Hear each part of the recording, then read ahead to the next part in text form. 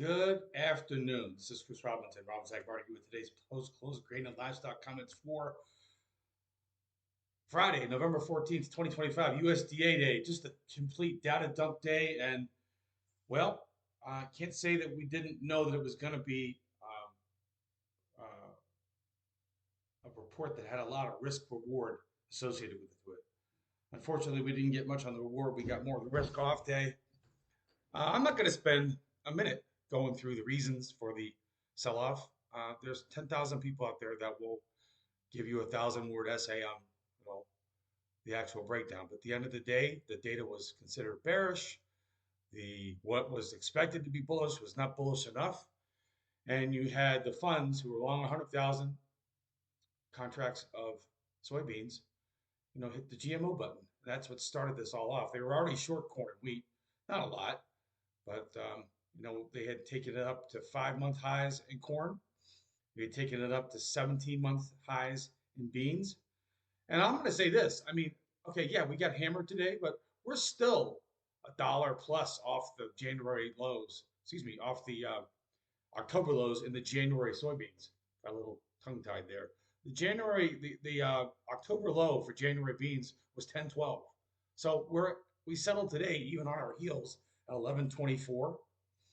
That's still $1.12. That's still revenue that, if you've done nothing, okay, so maybe you missed the top. Maybe you didn't, you can't go down to the coffee shop and tell everybody that you sold the stone cold high at 11.52 and a quarter. But what you don't want to do now is be an ostrich. Don't be an ostrich. That's going to be the theme for the rest of the week, I think. Um, this is a shot across the bow. It's not horrendously bearish. If you've done nothing, God bless you. You still have a lot of meat in the bone and the beans. That's the way I'm going to leave with it. So, the people that get angry about the USDA report, every time there's a report, it's a 50-50 chance. And then the key is, in my opinion, is where we're going to be next week. So a lot of you, if you're working with me, some of you put on options that protect us for the next week. Some of you went out and we did 40 days, 70 days, 90 days. But we did try to get hedges on, not because we knew we were going to sell off. That's insane. Anybody that says that, nobody's sitting here with a crystal ball saying, this is a promise. This is a slam dunk. We knew we had a good rally. We tried to reward it. That's the end of it. Where are we going to be in a week? I don't know. But at the end of the day, it's never fun to go home on a Friday with a sea of red on the grains. So I'm going to do the breakdown real quick. D's corn down 11 and a quarter cent at 4.30 and a quarter. Jan beans down 22 and a half cents at 11.24 and a half. March wheat down 10 and 3/4 cent at 5.41 and a half. That's Chicago soft red winter. If you look at the red months, which we have been started to talk about here, if you're working with me anyhow, we did see D's corn hit a high of 73. A lot of people were looking for a 75 print, and we settled down 5 3/4 at 4.67 and a quarter. If you look at red November, we traded it to 11.25. We finished the day at 11.15. I got to call that a victory. Only down 6 3/4 cent. That's still a great opportunity for next year beans. I talked to some guys in Indiana today, and the quote that they're getting, even right now on cash beans, if it's profitable, that's the key. Just a month ago, we had people on television on national TV, talking about how they're never going to be profitable trading beans. Well, on a $1.25 rally, $1.30 rally, I think it's giving you a chance to do something. And there's that old expression, right? Nobody needs practice farming. This isn't spring training for football. So if it gets to the point where you're making a profit, it may be a small profit, but a small profit's better than a loss. So I would say take a look at least covering your inputs, the cost of what it's going to cost to put your crop in. There's a whole lot of runway ahead of us. There's a whole lot of weather ahead of us. That's going to be the next thing to find out. If you're a bull now, what you need is a weather story starting in South America. And we'll see if that happens. Every year, that's a risk. And again, since nobody has a crystal ball, it's always a possibility. I do think the one data point that we all kind of knew was that China really has not been in the cash market. as much as people thought. And while a lot of people thought that the yields were going to be lower for corn and beans, they were, but it just wasn't a consideration where it wasn't enough, right? They weren't, the yield cuts weren't enough. That's all it takes to get a little correction. So at the end of the day, if you're angry, don't be angry. There's a lot of runway ahead of us. And again, there's still a lot of meat on the bone, especially in soybeans. Don't feel like, there's only two people that sell the high and buy the low, and both of them are liars. Okay, all right. Um, Looking on another crazy day in the protein complex. A $7 trading range in feeder cattle. We opened sharply lower, gap lower, went down, turned around. I think we gapped lower in fats. I know we gapped lower in feeders, and turned around. And so now we've got a situation where if you look at Fed fats, we found a little support here at 215. Is that going to hold? I don't know. Again, same idea as what I was just saying about the beans. If you're angry that you didn't do anything at 250 and we're sitting here at 220, great. Maybe you left that meat on the bone. Do not sit here and let 220 drift into 190 or 180. That's what I would tell anybody out there that's long cattle without a hedge. Moving over to March feeders.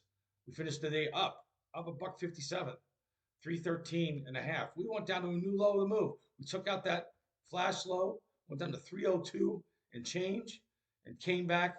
Talk about a rip your face off rally. We came back and filled the morning gap and kind of danced around that gap for a while. They are not making it easy to trade, to day trade cattle. I can tell you that much. A $12 trading range in one day here. And again, what did we do? We went down and we made a new 4-month low, lowest low since July. Again, people were concerned, right? But we almost got a 380 print, and we come all the way down to 302. If you didn't have a hedge on, you can't go back in time. You don't have Marty McFly's um, time machine. You can't get the DeLorean and take it up to 88 miles an hour. So just protect what's left. Why? Because we're at 313 today. 4 months from now, I don't want to be down at 270, which is where we were back in April of 2025. So protect what you can, keep the upside open. The hogs, same kind of followed the same lead as the cattle. Went down and made a new 4-month low. But now it looks like if you look at these hogs, we've tested this 78 level 1, 2, 3, 4, 5 times in the last 6 months since May. So May, June, July, August, September, October, yeah, November. 6 months. 6 months we've tested this whole area here, 78 and change, 78. So hopefully that holds. It's a big technical level. And if you did have hedges, there was an opportunity there, but you had to have the orders working ahead of time. That's another thing too. If you have hedges and you're rolling them down, you've got to have them loaded up beforehand. You have to have the trap set. It's like that TV show Deadliest Catch. You got to have the pots set. You can't run out there and then drop the pots and hope that you get them filled. They got to be out there. They got to be sitting there.